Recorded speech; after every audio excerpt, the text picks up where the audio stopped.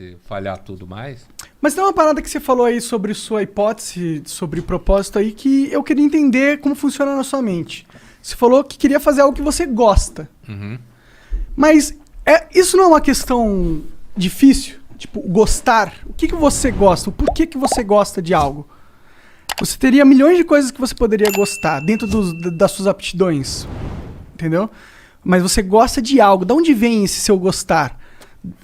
Onde vem esse seu sentimento? Onde vem essa ligação com o mundo material que te traz esse sentimento de que aquilo que eu quero, entendeu? É uma parada química.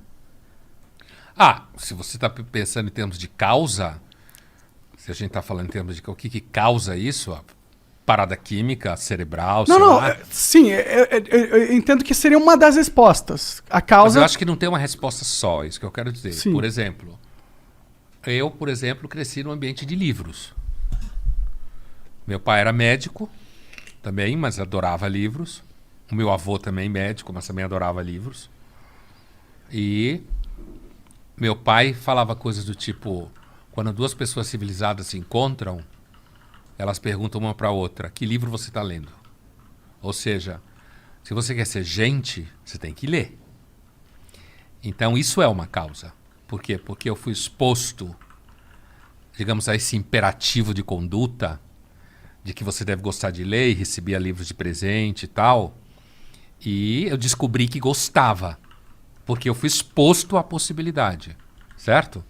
E aí eu descobri que gostava, ao mesmo tempo eu descobri que isso tinha um reforço positivo, como você falou antes, tinha um reforço positivo, porque aí eu lia livros, aí eu tinha ideias e, por exemplo, meu pai me levou para assistir como esse aqui a gente estava falando no começo, eram os astronautas, quando eu era moleque, o filme primeiro feito em cima do livro, né?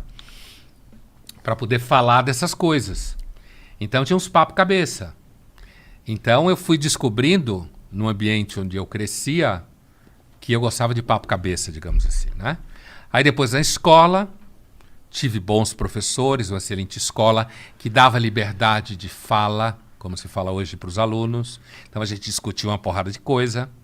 Então o que eu estou dizendo basicamente é o seguinte, eu tive uma história em que me foi oferecido pelo ambiente familiar e pelo ambiente de escola estímulos que eu descobri que eu gostava.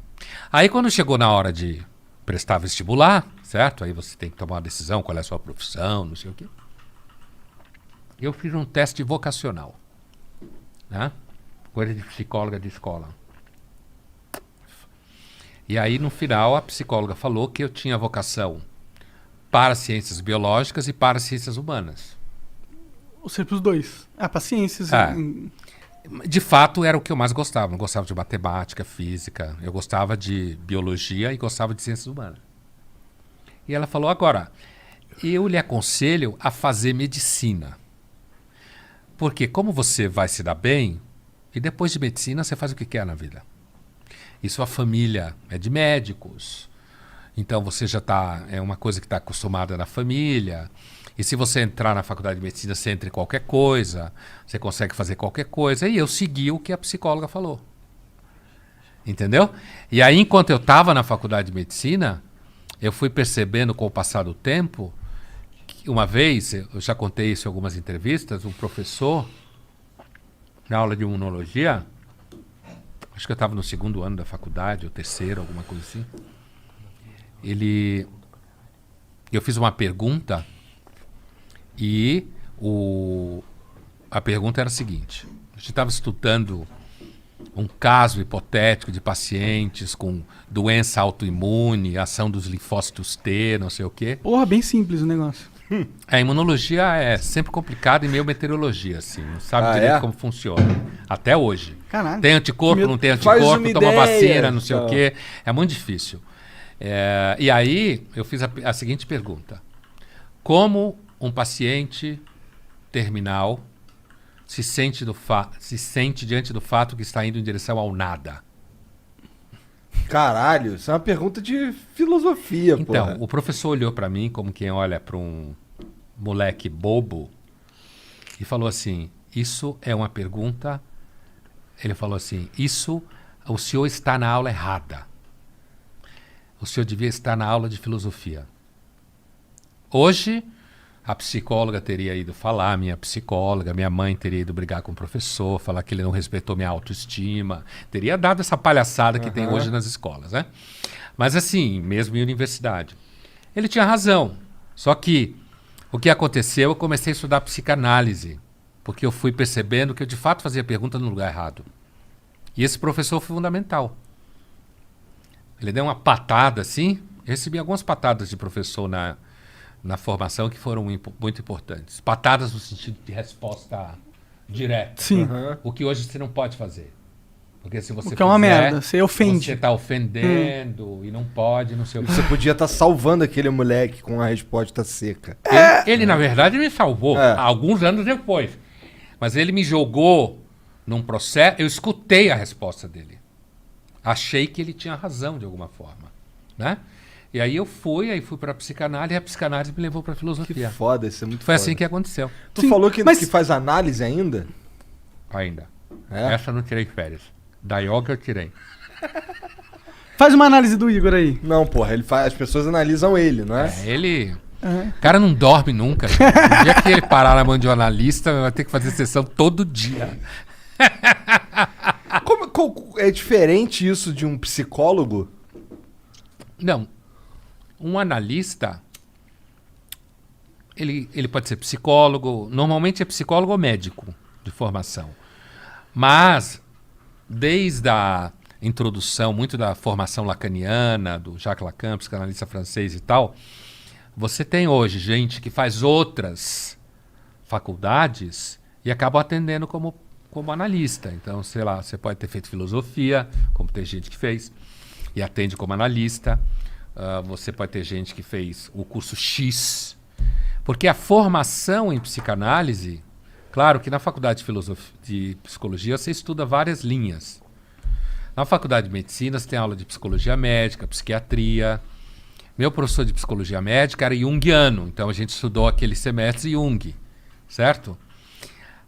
A formação em psicanálise você faz fora, né? Não na faculdade. Entendi. Você tem cursos de É um curso formação livre, em psicanálise. É um curso de especialização. Entendi. Não chega a ser livre. Entendi. Ele te É um dá pós. diploma, isso aí. Entendi. E aí você vira psicanalista, freudiano, winnicottiano, lacaniano. E por que tal. tu sente necessidade de fazer análise, cara? Você gosta? Eu gosto. É? Eu gosto. Eu comecei a fazer adolescente. Fiz, parei, que nem yoga. Faço, paro. É uma coisa intermitente. Mas tu acha que tu é maluco? Você acha que eu sou maluco? Que pergunta é essa? Do nada. É, porra, porque assim, quando eu penso em ir no psiquiatra ou eu penso em ir no psicólogo, eu tenho consciência que eu tô maluco, entendeu? Eu sei que eu tô maluco. Mas por ele isso trata que os malucos, pô. Então é provável que você não esteja. É? É, porque normalmente quem tá bem maluco nem sabe na hora que tá bem maluco. Tá, entendi. Entendeu? O microfone, só É. não esquece dele. Entendeu? Entendi. Então, assim. Mas eu nunca achei, não tô maluco. Mas assim, Então você tá maluco. É. Entendeu? Entendeu a resposta, né? Ô, Pondel, não quero fuder com o teu horário. E o Serginho veio aqui me dizendo no ouvidinho É, que... falta 10, né? Então, tem E a gente tem umas perguntas, aqui. temos que Ah, ir pra sim. elas então. Então, infelizmente, cara, porque eu curto pra caralho esses papos muito loucos, assim, com gente Vamos ter que chamar o maluca. Pondé de novo. Aí vamos aumentar o patrocínio, né? É. Vamos ver o que a gente vai poder pedir. Aí você, exatamente, aí você já fica pensando, antes de chegar aqui, você já fica, o que eu vou pedir de absurdo? Pensa, coisa Vamos bem testar absurda. esses caras. Vamos fazer isso mesmo. Testa Pedir nós. alguma coisa muito difícil. Demorou. Em cima da hora, assim, Ah. ó. Comparado em cima da hora, muito difícil. Tem que ser. Bom...